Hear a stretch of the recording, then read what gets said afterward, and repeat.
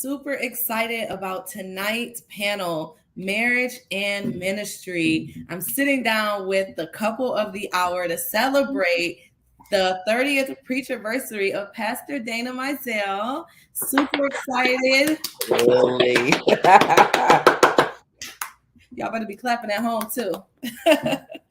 If you are liking what you're seeing, make sure you like, make sure you share. We want to make sure that people can be impacted. This is such a powerful, powerful conversation that we're going to have because, you know, a lot of times you see from the outside, but you don't really get a chance to hear from the inside of how healthy kingdom marriages work day in and day out. So, introducing to some, presenting to others.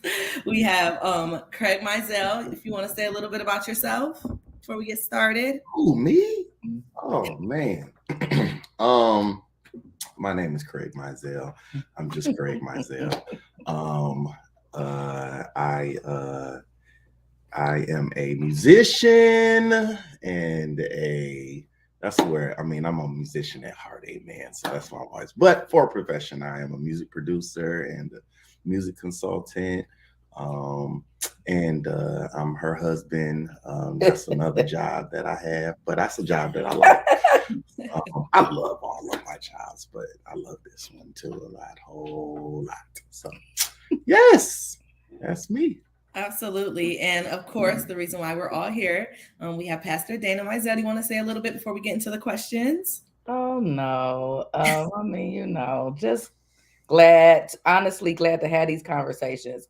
We have already at this point seen or had conversation with mentors, spiritual advisors, accountability partners. We've had conversation with people that I've been in a relationship for 30 plus years. Mm-hmm. So now this conversation that we're having today, I think is important, especially as we celebrate 30 years. How can you not talk to actually the person who has not been with me for 30 years, but has been very, very instrumental in my ministry in recent years. So I think it's important to have a conversation.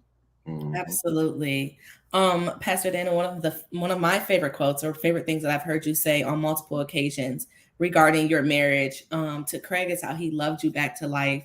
And then you guys both talk about how you partner not just in life, but you partner in different things in business and ministry and just really support one another. And I think it's just so indicative of the love and the conquering spirit of your marriage. Can you share how, or each of you, can you each share how you see your marriage? And then what are some keys that get you to that healthy, flowing, and functional space where you can be partners? Because a lot of people have a marriage, but they don't have a partnership. Mm-hmm. Okay, I'll go first. Mm-hmm. I think there's something that I said and I say often is that he's my friend. So it's not, that doesn't mean that he doesn't get on my nerves. I say that too. Like it doesn't mean that I don't get on his nerves. It does. I mean, probably in the last 30 minutes or so, I got on his nerves. Can't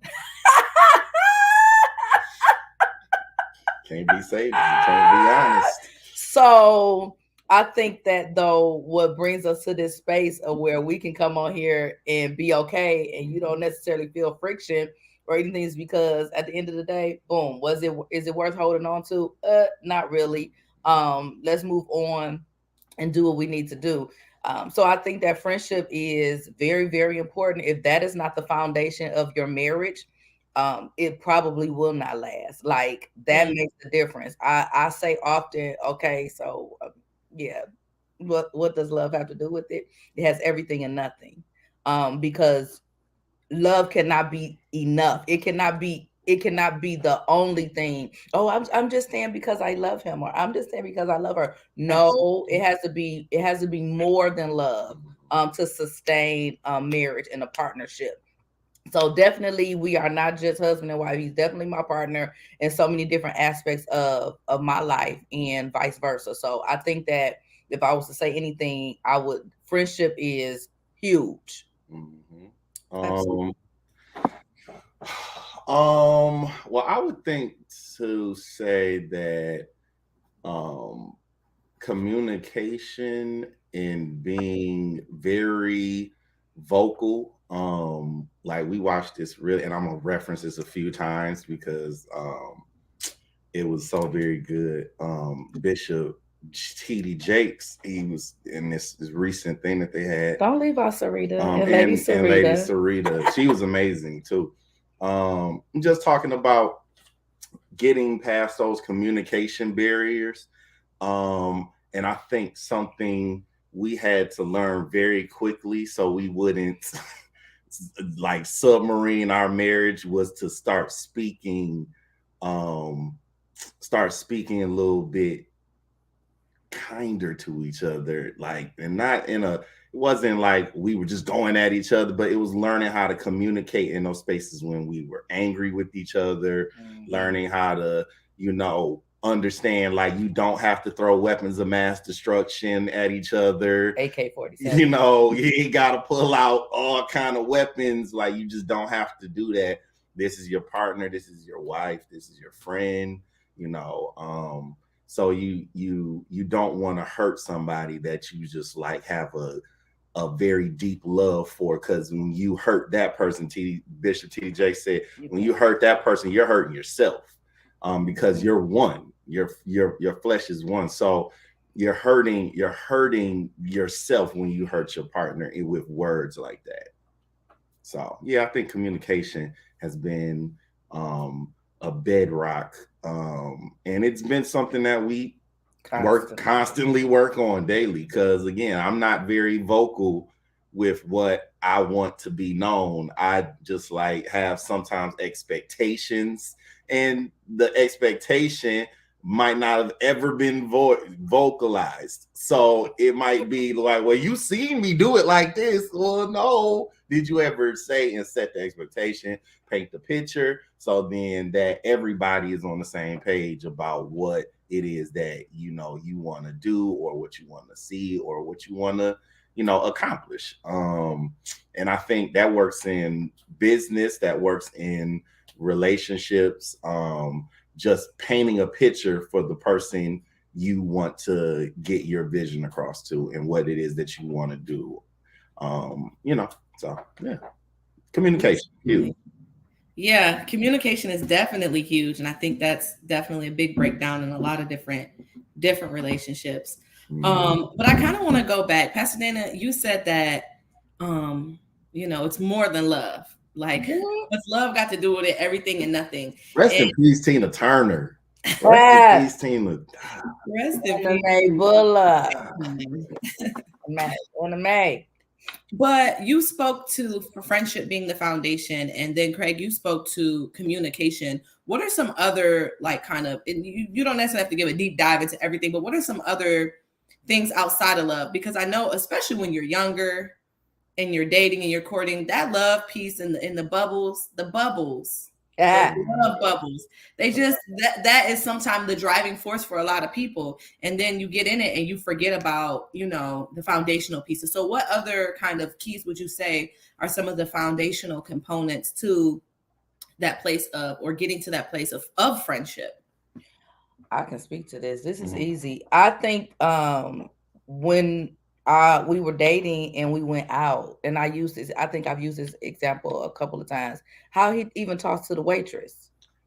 Like, if the meal is wrong, it's a way to communicate that and articulate that to that person that's serving you in that moment. First of all, it's not the waitress' fault that the food is wrong. She did not cook the food. Right. So I watch his mannerism with other people. He's very respectful. Now, that doesn't mean that there are not times when I'm like, oh, and I'm not talking about restaurant per se. I'm just talking about in business dealings. Sometimes we get off the phone with dealing with somebody and I'm like, ooh, that was, but then when you explain to me from your headspace why you had to be that hard, then I understand. Absolutely. So I think he's very respectful. Also, I speak to his integrity. When he said he pretty much his word is his bond. When in business, I've seen that with him in business, and there are very few instances where the ball has been dropped. And if the ball gets dropped, he fixes it. He's honest. Hey, that was me. My bad. I can fix that. Let's get this together.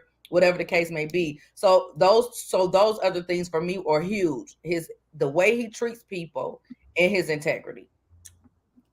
Um, I would have to say honestly, it's the same thing with her. Like, because I don't think you can really, like, you can be going out with somebody and dating them, but not really seeing the real them until Mhm. you see them around other people, especially family, because family will push those little buttons, whatever this and the third. So you really get to see how people are when they're around your family. And I mean, I'll just be full transparency. Though in my previous marriage, these are things that I kind of this went over my head a little bit. So, I was really keened in on it this time. Like, all right, so how is she with? Oh, okay. Like, I think it's the same thing. Like, just really seeing how people are with other people really will tell you about, who they are. So yeah, I love that. That was really good. That was high five.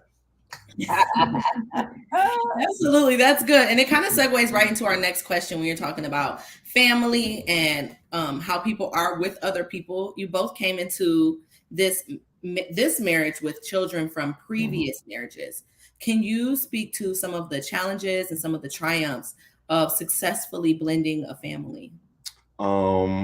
He I jumped can right start in. there. So, like, yeah, it's definitely a challenge. We had 3 children immediately that had to blend together in the house. And so you're dealing with, as the man, me trying to win over a teenage girl. It's like that is.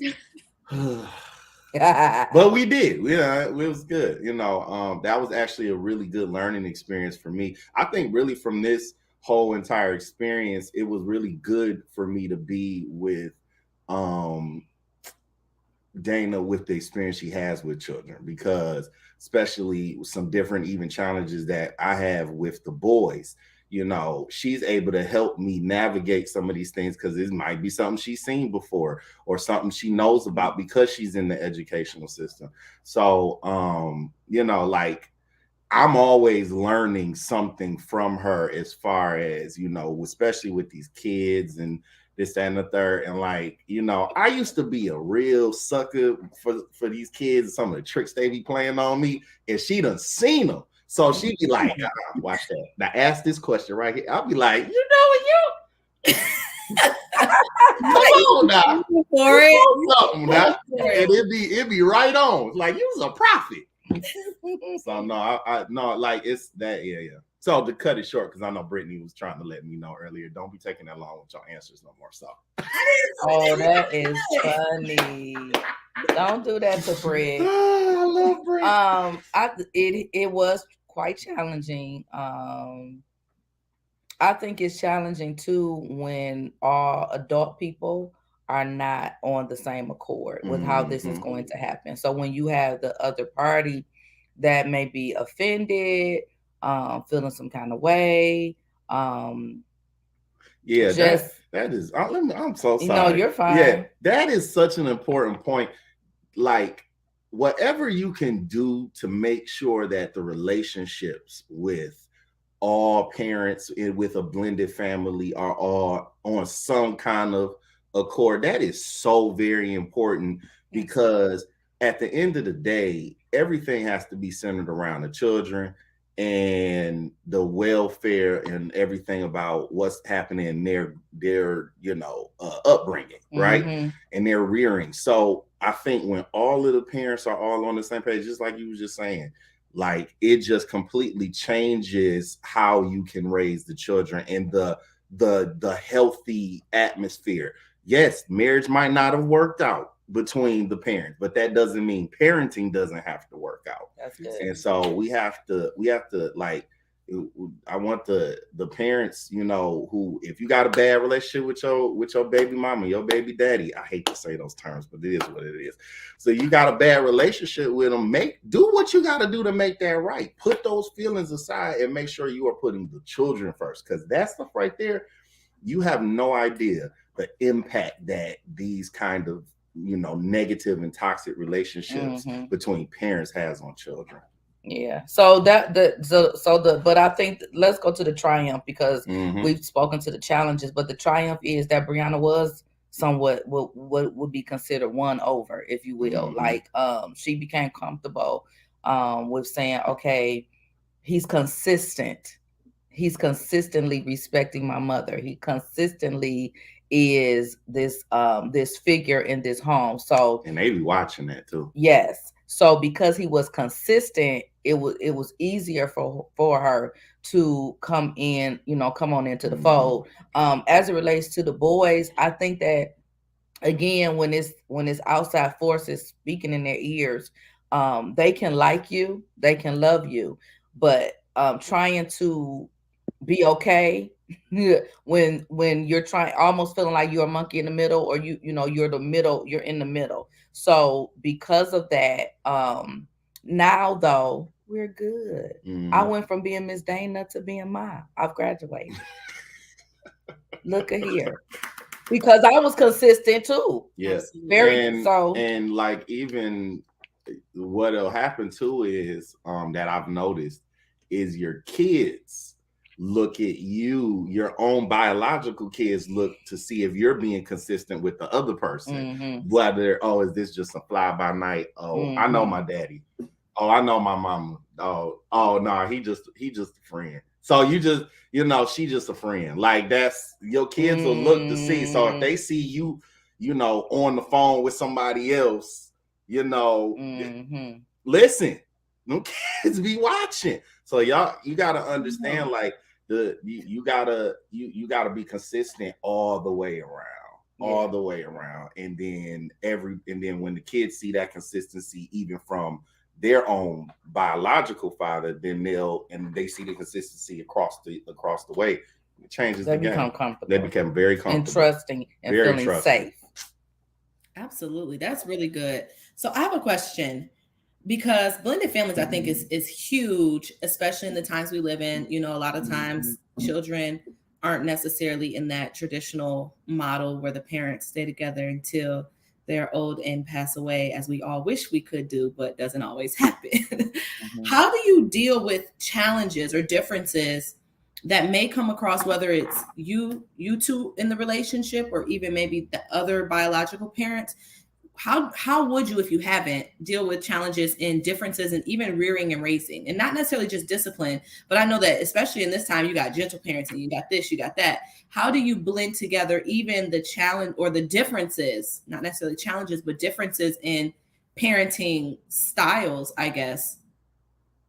Let's say we're still working on that. I can listen, I can speak to this because I was in a bit of a blended family, and I was also raised in a single parent home with my mother, and then I had my father. So for me, growing up in that kind of environment was a bit challenging, because I was primarily with my mother. So, you know, when you go into another situation, my dad has two kids, two daughters, my sisters, Alyssa and Morgan. Then he has, you know, that all of that, it kind of, how should I say it? It makes you feel like you're an alien going into this situation over here. So I think my biggest thing, and of course the discipline, the rearing is completely different. My father was a talker. My mother was like, I'm gonna talk to you for 2 seconds and then go get that belt. Okay. So it wasn't a whole lot of wiggle room with her. With my dad, he was a talker, you know, listen, this, that, and the third. And he actually accomplished some things with me, but there was still a lot of things that the belt, you know, solved. I ain't even gonna hold you up. So, so, you know, but they never really talked about that, because I was never with my father probably enough. For that, he lived out of state. So they never had to talk about it. It was, my dad, now he told me a couple times too, that's just the nature of the generation I was born into, that we were born into. Yeah, you're gonna get a whooping. Hey, these days everybody's had their different ways of how they want to do things. So you have to have those important conversations to make sure you're on the same page. And I'll sum it up like that. Yeah, conversations are important. They kill confusion. But unfortunately, there are times when you can't come to commonality about how something is going to happen. So you just kind of, that's why I said we're still working through that, because it's a lot of working through. I get it. I co-parent with my son's father, and even though we're amicable, there's still things I have to tell my son, like, that's just how things are done at daddy's house. Like, I don't know. I will clean your room. Your daddy won't clean your room. It is what it is. Like, if he tell you to make your bed over there. If it's laxed over here, it's laxed. I don't know. Like, let's not major in the minors, but I know that a lot of times that difference, sometimes, whether it's in different households or even difference in the same household, it can be difficult, and it can take a while to really figure out how to blend even that part of it. So thank you both for just opening up about that. Yeah. So many find work life, church life balance difficult, like as individuals, even as singles. Let alone when you have a marriage to throw into the mix. Can you share a little bit about the different ways that you partner in life, business, ministry, work, and all of these things, and still balance them out and have time for marriage? So a word that we have began to use that we learned from Jermone and Erica Glenn is harmony. There is no such thing as balance, for real. And so when we did we had a conversation with them about marriage, and I used the word balance, and Pastor Jermone came back and said there is no such thing. Like, something from one day to the next is going to go lacking. There is never really just a common ground, like things are balanced like that. So you have to make decisions where would the harmony be for the day, if you will. So one of the things that we've done to help add less stress to our lives in the beginning was we have a joint calendar. Now, for the most part, I would say 99% of everything is on there. If I have a preaching engagement and I want him to be there, I make sure I put Craig accompanies, or however I word it, and I make sure I say it to him. Hey, this is what's on the calendar, and I want you, if nothing, absolutely nothing comes up, I will love for you to be here with me. So when I'm making my sister dates, I'm able to look at the calendar and say, oh yeah, this is a good day because he real busy. So boom, good. But then there are times when we look and say, we haven't been out on a date in about a week. It's time for a date. So all bets off. I don't care what's going on. We going on a date. So I think that you have to be not only harmonious, but intentional. Very intentional about dating your friend, dating your spouse. You have to be very intentional in making sure that you still spend that quality time in the midst of a busy life. He has a lot of hours. He works a lot of hours. Now he's in school.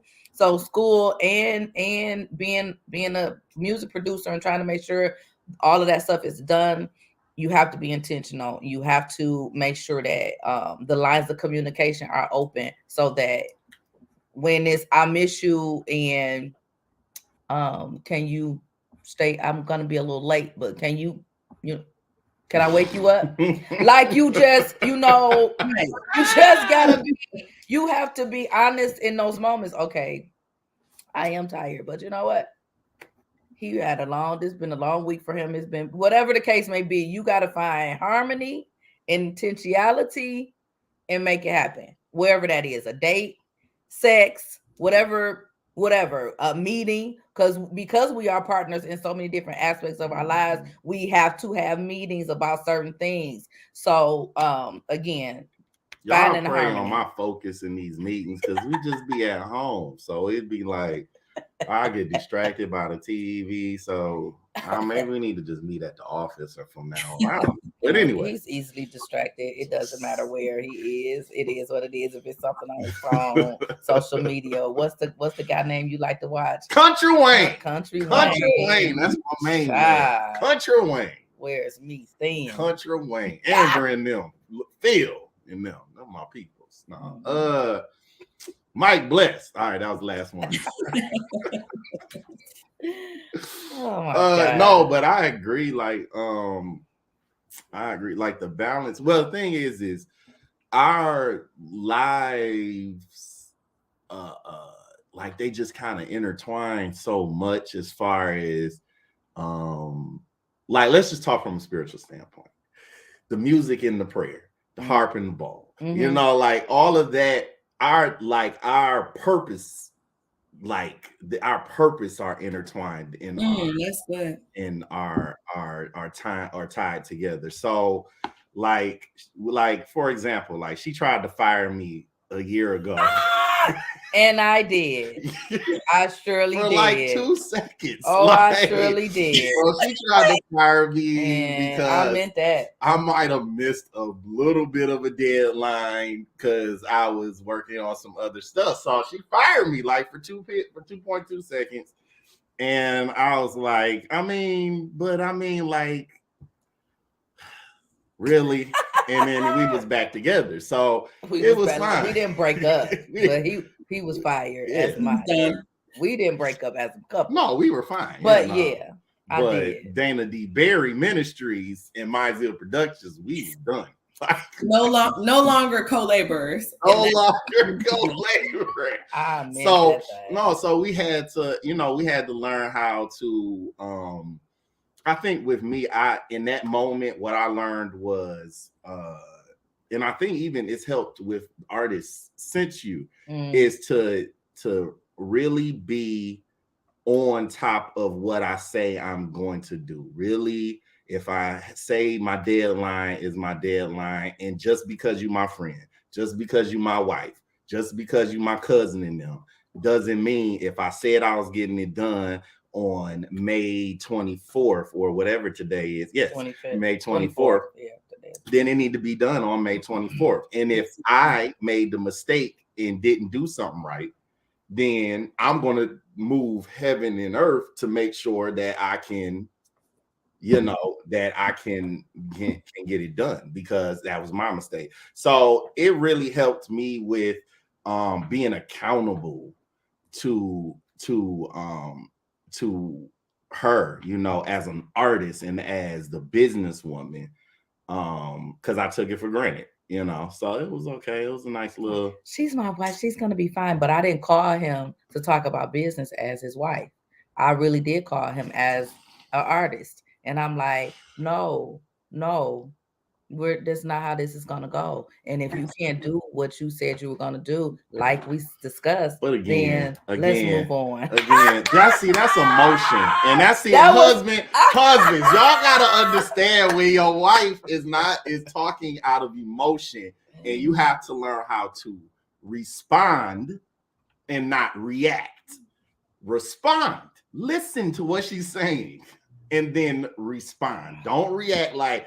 Because in that moment, I could have been like, well, forget it then. I don't need you on my label no way. We don't need that. And got real haughty, real prideful, real dumb. I was quiet. I asked a few questions. I was mostly quiet. And then we revisited it later.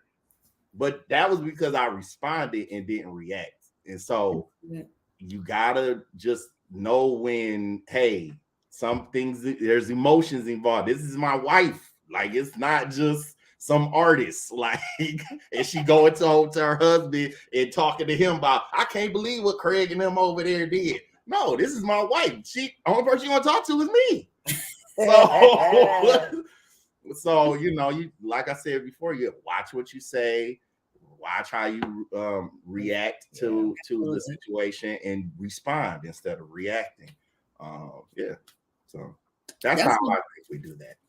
That's really good. And I think, Craig, you talked about your purposes being intertwined. Mhm. And I think, I mean, me personally, I don't think it necessarily doesn't always come out per se in ministry or in business. Mhm. I think it's so important that when you choose to marry someone, that you are discerning that your purposes are aligned and intertwined. So it does create synergy to get to that harmonious place in life. Mhm. But Pastor Danny, you brought up the fact or the concept of harmony. And I Mhm. think that's super powerful. How did you get to the same idea of what harmony looks like for your marriage? Like my idea of harmony and your idea of harmony just coming to the table, we may have a concept, but how did you get to a place where like this is what harmony looks like for us? I think that was just conversation. Okay. Once we heard that from the Glens, it was like an aha moment. It was like, that makes sense because again, there is it's hard to use this word balance for what balance actually means and actually walk that thing out in balance. You just can't. Like from one day to the next, you look at schedules, kid have a track meet, the other kid has something else going on. You got something at the studio. I have a live. So it's like one day everybody is everywhere. So the structure that you may have had that you may be used to is your cert. It's not happening that day. So you find a way, okay, for tomorrow, how do we do this? Does that mean we are intentionally eating dinner at the same time?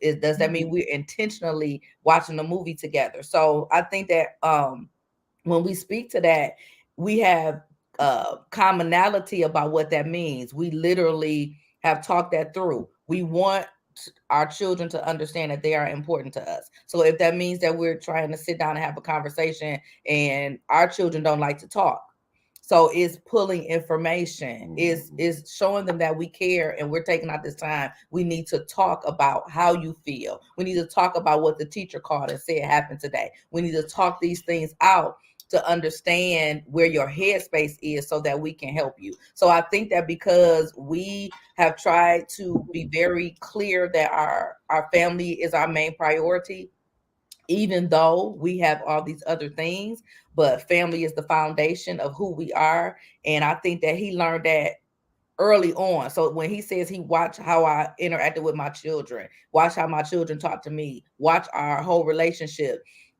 it caused him to see she's serious about family. So even when it comes on to certain things that may have transpired with him and his children, that make us a blended family of 8, I have been very intentional on conversations or how I feel about his relationships with his children. So I think that again, because we have the same mindset about family, about harmony, about intentional living, that we walk it out. And that doesn't mean it's easy. So I'm not sitting here trying to say we make this work every day.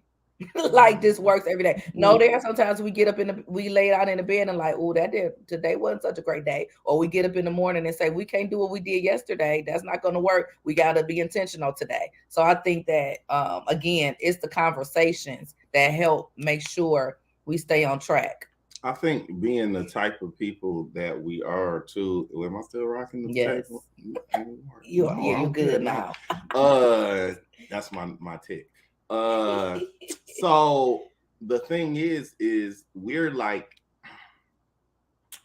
we are like two different personality types when it comes to like plans and things changing and stuff like that. So she likes to know she's not a control freak. Like some people, they do this because they're control freaks.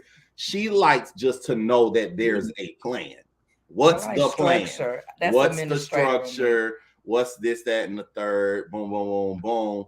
And if something shifts from that, then she's like, me, when stuff starts shifting and changing, that's where I'm comfortable.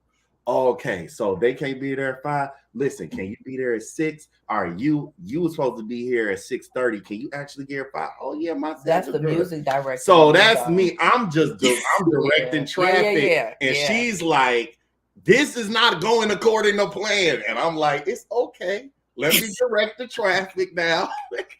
So, you know, but I think every marriage, I think every relationship in business, like I think you need that. That's the harmony right there, is having two people who their lane is like essential to what is going on, to the whole conglomerate of everything going on. So she plans stuff.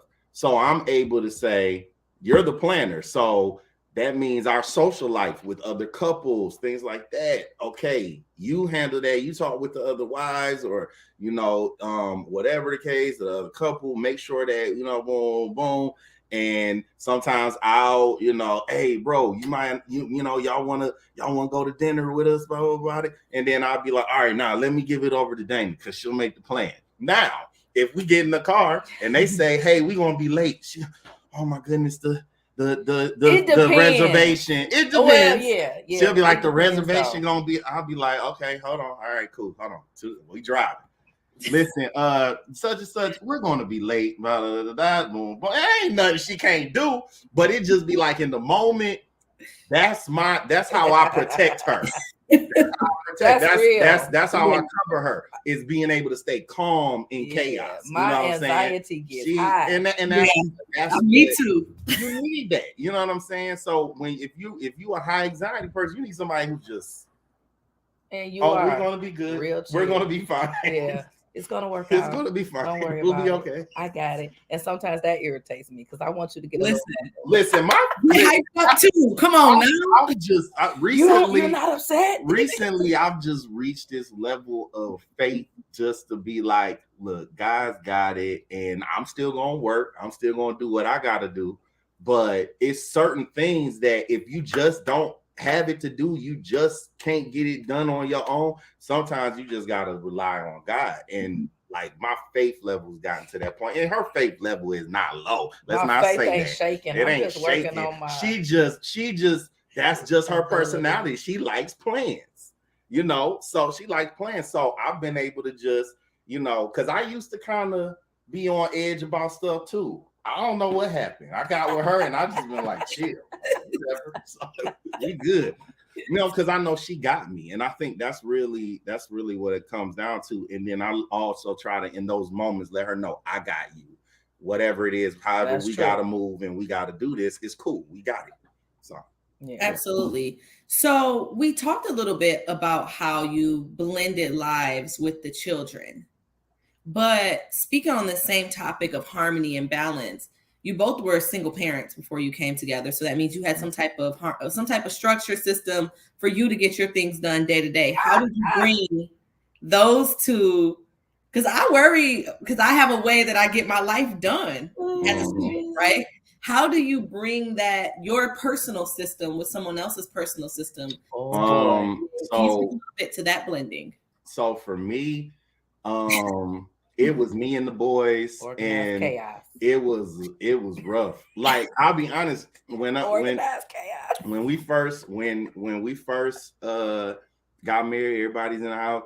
I had somebody cleaning my house because it was like, okay, fine, like like that wasn't anything I was even thinking about. Like, it was like I come home, and on Wednesdays, whatever was wrong on Tuesday night, my whole house smells wonderful. It's clean. It's nice. It's together. And, you know, the boys were the worst for it, to be honest. They weren't cleaning nothing. They they would throw stuff to the side, be like, oh, the cleaning lady will get it. Like, it was like that. So, it was bad. So now bringing this woman who runs a house, who ran a house with 5 kids, they was cleaning. They was doing this and a third. They was like soldiers. Everybody. Soldiers. We out the house at 5 a.m. Everybody better be sure. House spotless. So, you know, like that was a big acclamation for everybody because I was Woo, let me tell you, it was just trying to get them to school, trying to keep them fed. I needed everything else to be, You was just automated. keeping them alive. Yeah. Everybody was just to stay alive. For sure. And again, a single dad raising his children who are in the home with him. This is how that was. Like, this is how it is. But for him, that's how it was. 4 or 5 days out the week living with him. So yeah, they getting up in the morning, they not making up beds. I think the only thing they did do would make sure that their dirty clothes were in the dirty clothes They basket. was eating McDonald's breakfast every morning. It was bad. It was just those were dark days. It was truly organized chaos. And so was. when he like he'd be like, I mean, what's wrong? She coming to clean up. This is how he would be talking. I mean, what's the problem? That is what was happening. Sir, because you're teaching these children to depend on somebody else to do things that they should be able to do. Listen. So with that, Brianna is my child that is probably more organized and structured than any of my children at her age. So for her, she was like, this not working for me. Like, I'm not about to be fussing at somebody's kids. Like, this is in her head. Like, what? No, my room is clean. And if I'm asked to do anything else, I'm helping with that. But yeah, it was a problem. Some days it still is, but we've come a long way. We've come a long way. Yeah. It was organized chaos for sure. And he made excuses for the organized chaos because, again, he's a single dad. So he like... I was just trying to listen, just make sure everybody was good. So I didn't, running a studio, running a production company, working at one of the biggest churches in the city, and just... it was a lot, so it was like whatever I could do to automate my life, let me do that. This cleaning lady come every week, fine. I was ordering food service. We had a dog. We had dog food coming because I didn't have time to shop. So we had you was keeping the dog alive too? See what I'm saying, Britt? I'm like, no, I can't. This don't work for me. Like, no. Everybody was just... and then everybody looking at me like this is the enemy. She said we have to make up our beds. So now it's like, oh, I'm so glad you did do all of that, because you just never know what will transpire and what will happen. And my kids need to know how to clean their rooms. They needed Absolutely. to, there was stuff that I was just really embedding in them and didn't even realize, because they wouldn't say that stuff to me. They would say it to her. They would. I would say, oh, guys, you need to make up your bed. I mean, no, because we had somebody doing that. That's how they would say that. Like, no. Like, I don't know what I was and doing then like, but why? And then they would ask me, but well, why did you say she can't come back?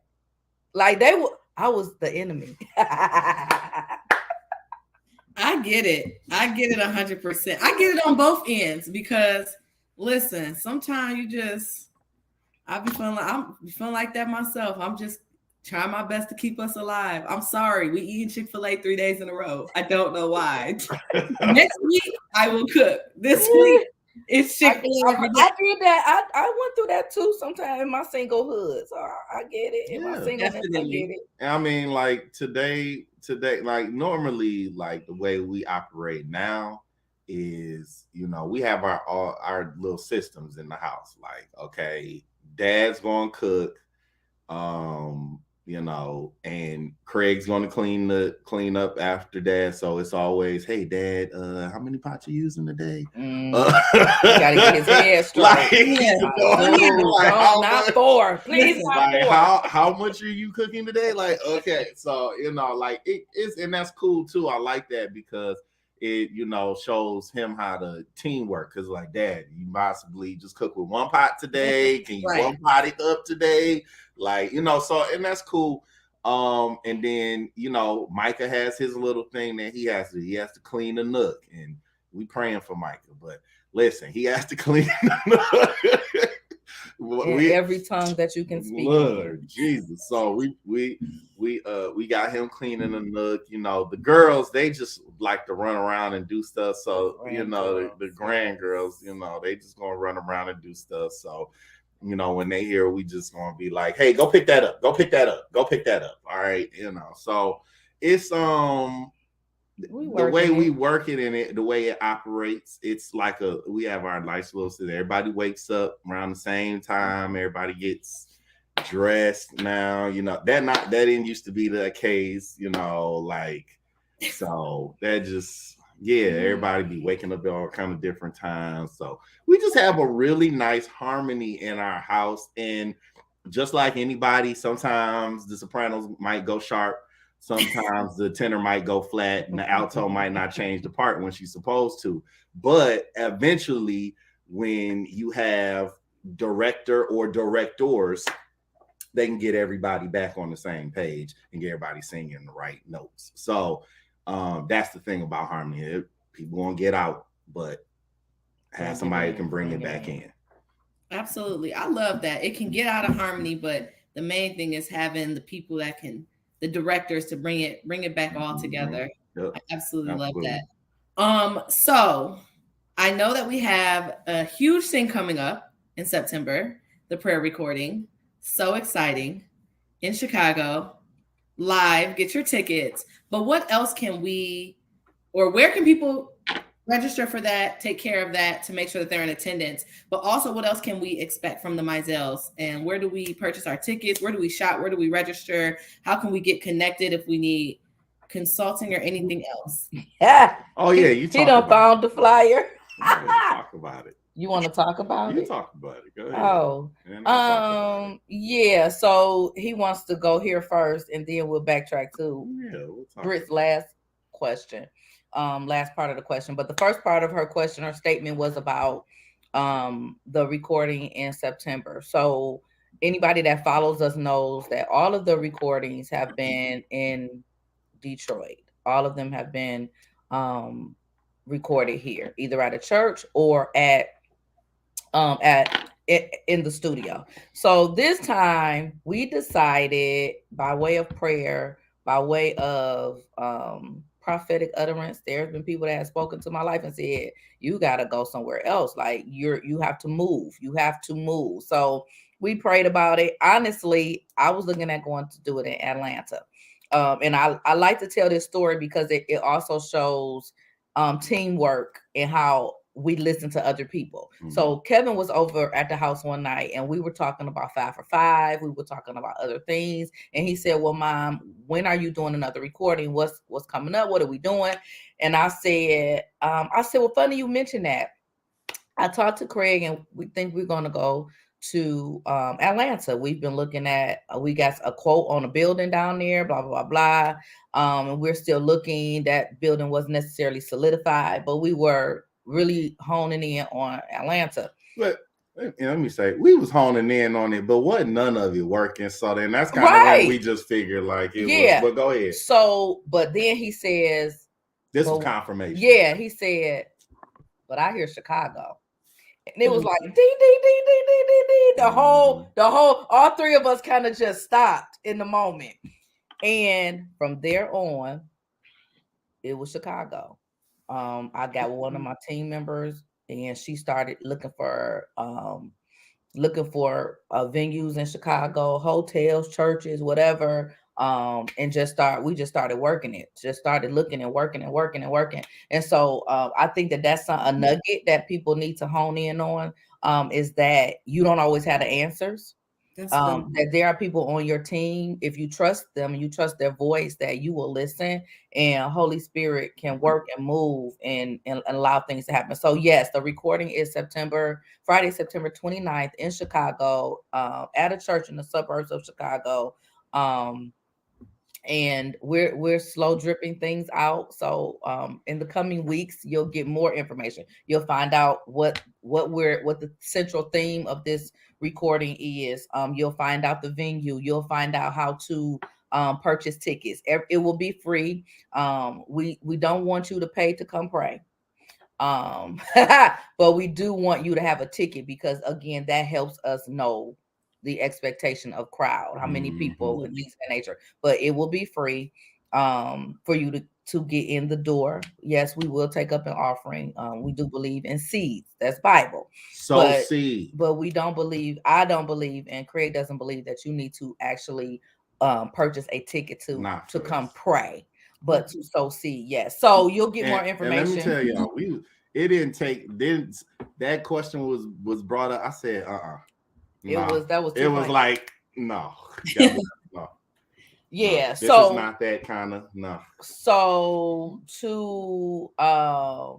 to talk about where you can get projects from, you can get all of the prayer projects. I've done 3 volumes of Release in Heaven. This one coming up in September will be Release in Heaven Volume 4. We have Commanding Your Morning. We have Prayers in the Storm.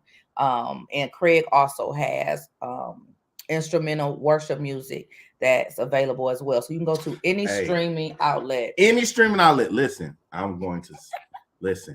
My new single. Now we got all these different people's singles that's coming out. All right, listen. MyZealProductions.com. You can see all the people that we're working with and the records that we released. Cool. Me though, I've never done anything besides just some instrumental stuff.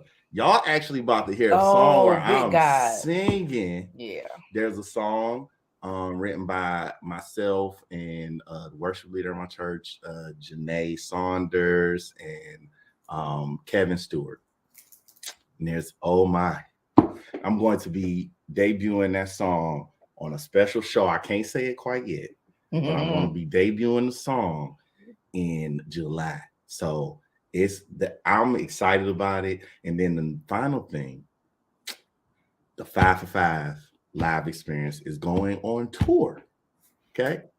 Hey. So in October, we're going to have our first day in October. We're going to release a whole slate that we're going to do on. But we start in October 7th. We'll let y'all know where very soon. October 7th, because we want y'all to be there.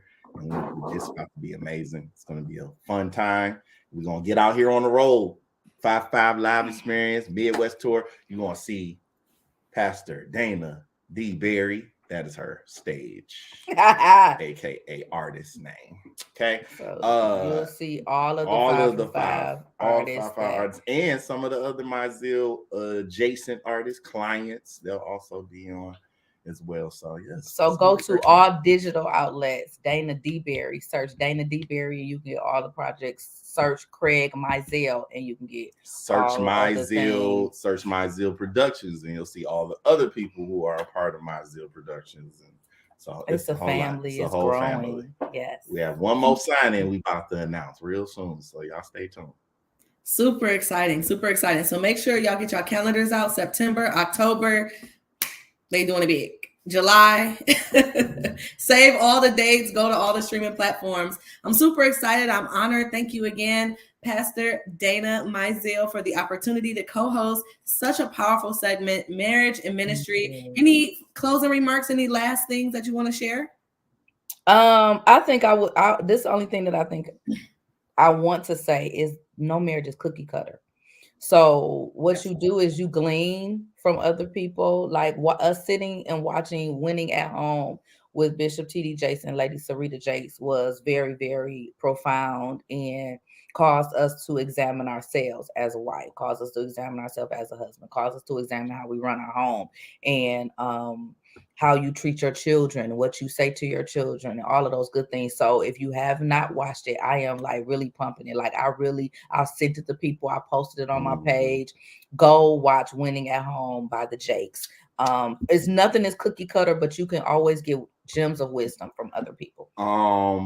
For me, my final words, I heard this from Dr.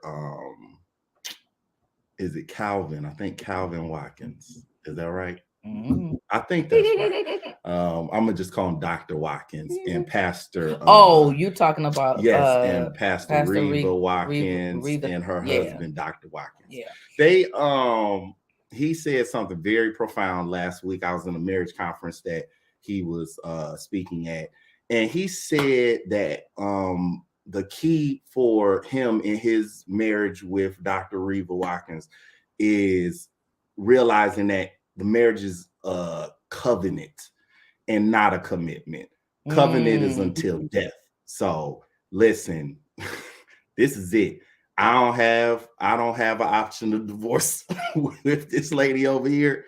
So realizing that this commitment, right, you did been there, done that already. So we figuring it out. It's whatever has to be figured out. I feel like whatever challenge we have to meet it, because a commitment, that's great. To be committed to something is great, but commitments also comes with a date of end, and that's not what we're here for. We're here for covenant.